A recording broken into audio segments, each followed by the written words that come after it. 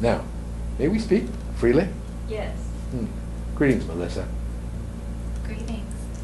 When are you going to ask the question that's been burning inside of you? Oh my God.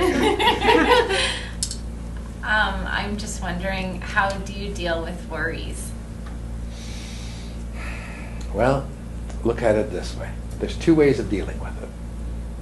One way doesn't work too well. That's worrying. Mm-hmm. The other way is to recognize that you, yourself, have free choice. And if you give yourself permission to have free choice, then everything around you has free choice, doesn't it? Mm-hmm. And then you're no longer attached to the outcomes of choice, for you recognize that regardless of what occurs, you have the ability to choose again, and again, and again, and again. Oh, and again. Oh, and again, again, again.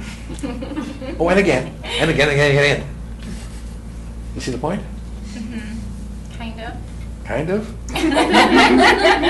You're not willing to give yourself free choice, are you? It's too scary. Yeah, that's Why? true. What are you afraid of? Are you really afraid of being able to just choose? I don't know. I guess so. Why do you think? I don't know. Sure you do. Go ahead, dig a little deeper. What is it that you really fear? Look at it this way. If we came to you and said to you that, here's a series of gifts. There's 30 gifts lined up in front of you. You could have any one of them. Which one would you choose? Like, out of the gifts? Yes.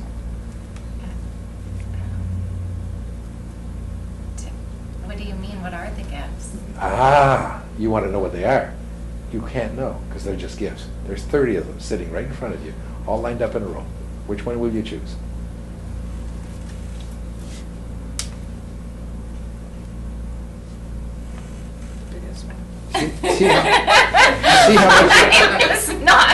See how much you're worrying right now?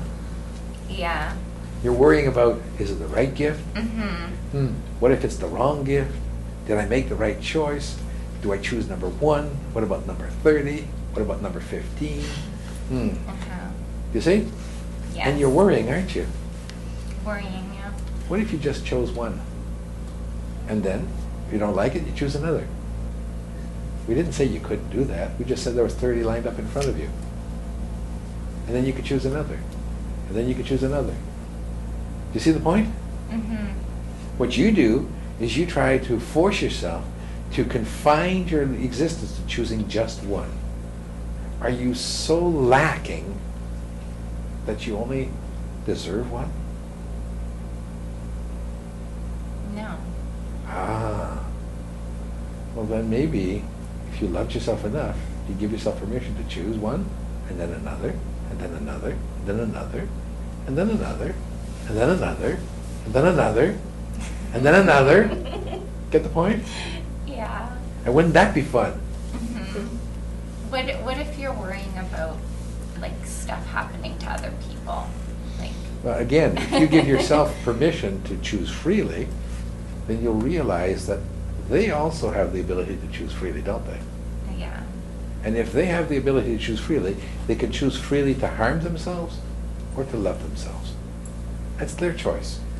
No, but what about if you're worrying like about something happening? Like I have a baby girl. Like is something happening to her or my husband or? Well, look at it from this perspective. Like stuff out of your control. Is it? Control. Well. That's such a good word. Oh, you've really got us going now. Thanks, Mel. Melissa, there's a really good series entitled Control versus Command. May we suggest you avail yourself of that series?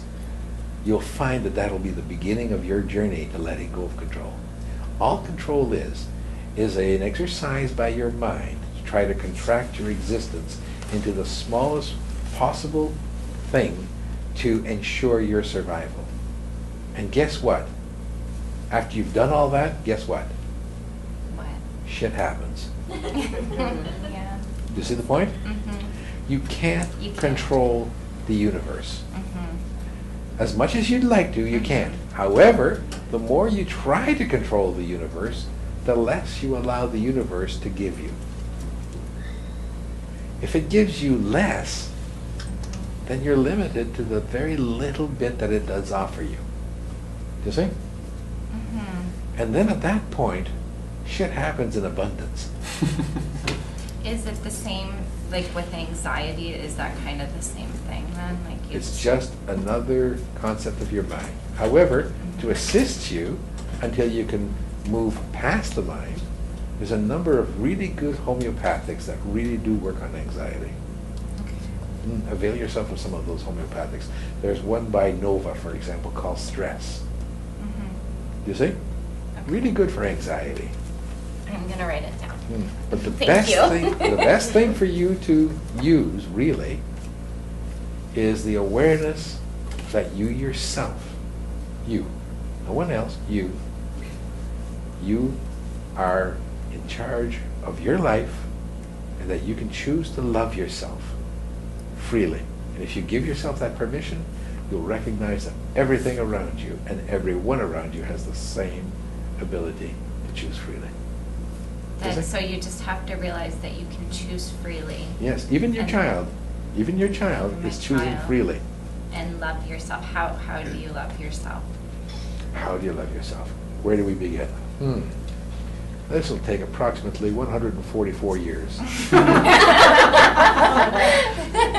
And this one doesn't want to sleep for that long. Look at it from this perspective. Use Mary's, the methodology we gave Mary. Start observing yourself without judgment. Just observe. Don't judge. Don't say this is right, this is wrong, this is good, this is bad. You do way too much of that already anyways. Mm-hmm. So just observe. Oh, I did this. Oh, I did that. Oh, I feel this way. Oh, I reacted that way. Oh, I have this thought. You see? Mm-hmm. Observe your thoughts, your feelings, your actions, your desires, your choices, your interactions with others. Observe that which makes you sad and that which makes you happy, that which gives you joy and pleasure and that which gives you sorrow and pain. And the more you observe all of that, the more you'll come to that appreciation of who you are. And that appreciation of who you are, that's love. Okay. That's love. It's the appreciation. Appreciate your daughter for who she is, not for who you want her to be, not for how you want her to mold her, not for how you want to force her into something, but who she is. She is an incarnated entity that has chosen you as a parent because of your circumstances, your issues, your choices, your desires, your limitations, your frustrations, your love. You see? Mm-hmm. And she's choosing you in order for her to grow and expand and to have an opportunity to experience existence from a different perspective. Now, she may choose, for example, as an ego personality, to forget all of that and instead react to you and play with you and get angry at you and push against you and come towards you. You see? Mm-hmm. But that's just an ego personality reacting. Deep inside, her soul essence knows why she chose to incarnate. After all, you are a great example.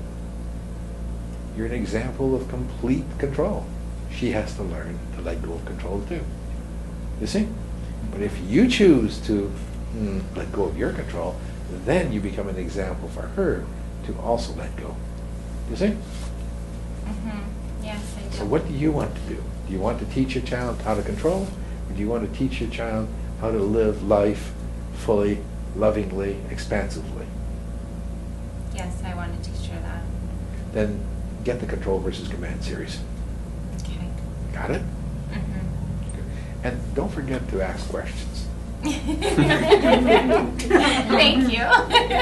We thank you, dear friend. You've been sitting there on your hands, squirming away, wanting to ask a question and too afraid.